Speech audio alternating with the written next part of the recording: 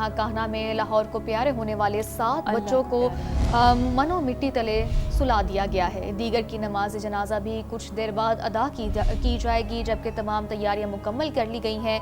अपने जिगर गोशों की जुदाई में वालिदैन पर गम के पहाड़ टूट पड़े हैं। वाक़े पर हर आंख अश्कबार है और शहर की फिजा सोगवार है।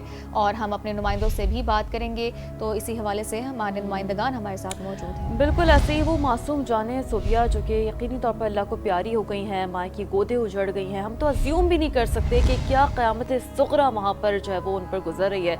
उमर याकूब जो कि हमारे पास जाए हादसा से जाए वक़्वा से मौजूद हैं, उनके पास क्या डिटेल्स हैं वो भी जानने की कोशिश करेंगे। और उस्मान अलीम जो कि अस्पताल से हमारे साथ मौजूद हैं। जाहिर सी बात है वो बच्चे जो ज़ख्मी थे जिन्हें अस्पताल लाया गया था, उनकी हालत अब कैसी है ये भी दरियाफ़्त करने की कोशिश करेंगे। उमर, सबसे पहले आपकी जानिब बढ़ते हैं, बताइएगा जैसे कि आपने पहले भी हमें अपडेट किया था कि 7 बच्चे वो थे जिनकी नमाज जनाजा अदा कर दी गई थी, बाकियों की नमाज जनाजा अदा की जानी है। इस हवाले से आपके पास क्या डिटेल्स हैं? अच्छा, बिल्कुल इस अफसोसनाक सानिए में जो 7 बच्चे हैं उनकी नमाज जनाजा रात गए अदा कर दी गई थी। इधर करीब ये कब्रिस्तान है, वहाँ पर उनकी तदफीन भी कर दी गई और अब 7 जो बाकी बच्चों की मैयतें हैं उनके अहले खाना के हवाले कर दी गई और उनकी भी नमाज जनाजा की तैयारियाँ तकरीबन मुकम्मल कर ली गई हैं। आप मेरे अकब में देख सकते हैं कि वहाँ पे ये एक घर है जहाँ पे एक बच्ची की डेथ हुई थी, उसकी उम्र 7 साल थी। तो यहाँ पर उसकी मैयत भी पहुँचा देगी और यहाँ से नमाज जनाजा के लिए कुछ देर बाद वो जनाज़गा रवाना करेंगे, जहाँ पर नमाज अदा करेंगे और उसके बाद फिर कब्रिस्तान में तदफीन होगी। इस पूरे इलाके की बल्कि पूरे शहर की फ़िज़ा सोगवार है, हर आँख में नमी है, क्योंकि ये फूल जैसे बच्चे थे जो इस हादसे के अंदर मनो मिट्टी तले दब जाएंगे और उनको किस जुर्म की सज़ा मिल रही है इस बात की अभी तक उनको समझ नहीं आई कि ये अजीब सा एक वाक़या है जिसके अंदर वो पढ़ने के लिए घर से निकले और वापस कभी नहीं लौटेंगे। तो ये इसकी तहकीकात अभी शुरू होनी है। पुलिस ने जो है मुकदमा इन्फोर्समेंट इंस्पेक्टर की मदीयत में दर्ज किया है, जिनका ये काम था कि यहाँ पर पहले चेक करते हैं कि क्या SOPs हैं, कहीं कंस्ट्रक्शन हो रही है तो वो पैरामीटर्स क्या है, क्या वो कवानीन को फॉलो किया जा रहा है या नहीं। लेकिन अब जब 14 कीमती जानें ज़ाया हो चुकी हैं तो यहाँ पर मशीनरी हरकत में आ चुकी है। 5 लोगों को हिरासत में लिया गया, उनमें उस घर का मालिक भी शामिल है, वो मिस्त्री भी शामिल है, मजदूर भी शामिल है जो यहाँ पर तामीराती काम कर रहे थे, तो उन्हें अभी जिम्मेदार ठहराया जा रहा है। बाकी वो इदारे जिनका काम था कि यहाँ पर निगरानी करते हैं, मॉनिटरिंग करते हैं, कहाँ पर कंस्ट्रक्शन हो रही है, SOPs को फॉलो किया जा रहा है या नहीं किया जा रहा, उनको ना तो शामिल तफ्तीश किया गया है, ना ही इस केस की तफ्तीश का हिस्सा बनाया जा रहा है। तो अभी तो वो लोग जो जिनका ये घर था, सिर्फ उस घर के मालिक को और जो मजदूर थे जो यहाँ पर काम कर रहे थे, उन्हें डेफिनेटली उनका कसूर ज़रूर है, लेकिन यहाँ पर सिर्फ उनका कसूर नहीं है, वो मुतलका इदारे भी जिम्मेदार हैं। क्रिमिनल एक्ट ऑफ नेग्लिजेंस है जिसके अंदर उन इदारों का भी उतना ही कसूर है जिन्होंने यहाँ पर आकर चेक एंड बैलेंस नहीं रखा। खैर, अब 7 जनाजों का वक्त है, वो यहाँ पर अदा किए जाएंगे। एक जनाजा जो है बिल्कुल तैयार है और उसको कब्रिस्तान जनाजा रवाना किया जा रहा है और आप देख सकते हैं कि लोगों का एक जमे गफीर है जो इस जनाजे के साथ जनाज़गा जा रहे हैं। एक नन्ही बच्ची है ये जिसका जनाजा है और उसको उसकी तदफीन के लिए यहाँ पर जो लोग हैं वो जनाज़गा की तरफ जा रहे हैं। ये वो बच्ची है जो सिर्फ 10 मिनट पहले घर से निकली थी ट्यूशन सेंटर के लिए और इसकी वालदा ने इसको बड़े मान से बड़े प्यार से इसको तैयार किया था, उसकी 2 पोनियाँ बनाई, उसको नए कपड़े पहनाए और उसने ये ख्वाहिश का इजहार किया था कि वो ट्यूशन इस शर्त पर जाएगी कि उसको बोतल पिलाई जाए, तो उसके लिए कोल्ड ड्रिंक मंगवाएगी और वो पीने के बाद जब वो घर से ट्यूशन सेंटर गई है तो ठीक 10 मिनट के बाद ये हादसा पेश आ गया और वो बच्ची मलबे तले दब के जाँ बहक होगी। उस समेत 14 कीमती जानें इस मलबे के नीचे दब के जाँ बहक हुई हैं और इस अफसोसनाक साने के अंदर एक बड़ी बच्चों की तादाद है जिनकी उम्रें 10 साल से कम है। तो वो आप इमेजिन करें जिनकी उम्रें 5 साल 6 साल हैं, तो वो बच्चे ना तो वो मलबे का बोझ बर्दाश्त कर सकते थे, ना वो इतनी ताकत रखते थे कि मलबे को साइड पर हटाते, मिट्टी को साइड पर हटाते और बाहर निकल सकते। तो जो लोग इंतहाई अफसोसनाक ये वाकया है, 14 बच्चों की जान चली गई है, लख्त जिगर लोगों के उजड़ गए हैं। तो और ये इंतहाई अफसोसनाक बात ये है कि पहले तो किसी ने SOPs पर अमल दरामद नहीं किया, लेकिन जब एक बहुत बड़ा सानहा हुआ है, 14 बच्चों की जान चली गई है, तो हर इदारा मुतहरिक हो गया है। आप हमारे साथ ही रहेगा। उस्मान, आप बताइएगा कि आप हॉस्पिटल में मौजूद हैं, जो बच्चे जख्मी हैं उनकी हालत अब कैसी बताई जा रही है?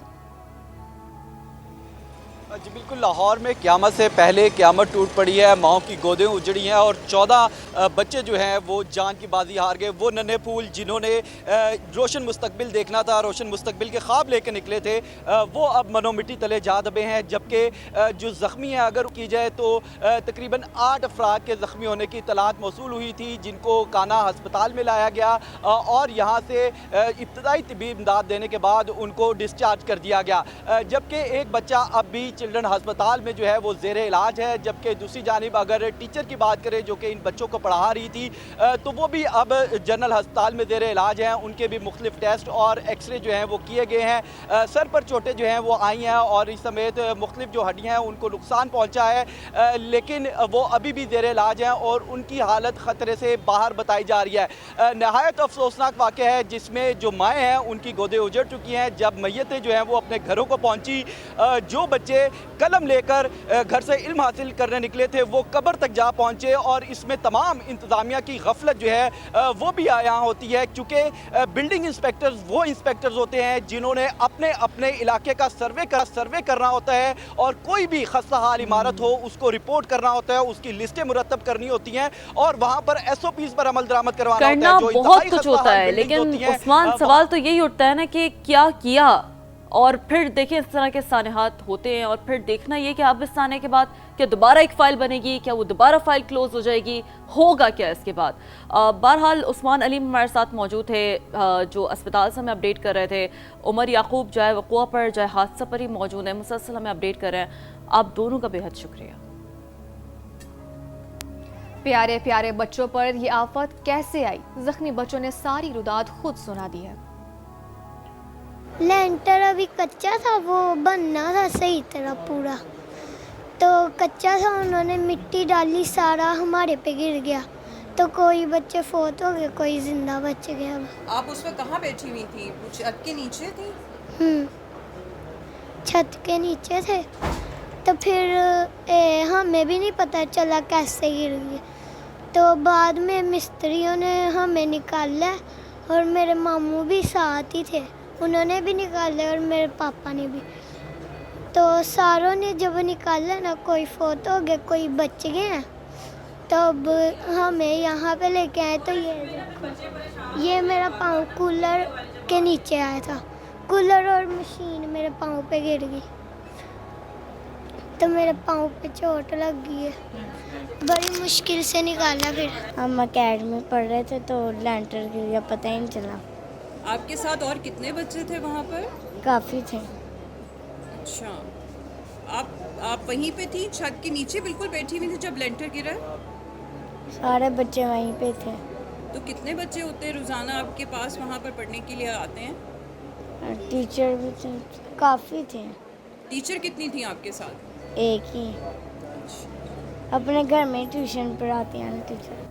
सुनते हुए कितना आप देखें अजीब लग रहा है। और फिर ये जो बच्चे हैं ज़ाहिर इन पे तो एक और एंगल ये कि ट्रॉमा है कि उन्होंने अपने सामने जो देखा है वो भुलाया नहीं जा सकता। और जनाब, गर्मी के सताए शहरियों को आज से कुछ रिलीफ मिलने की उम्मीद है। महकमा मौसमियात ने आज से प्री मॉनसून बारिशों की पेशगोई की है।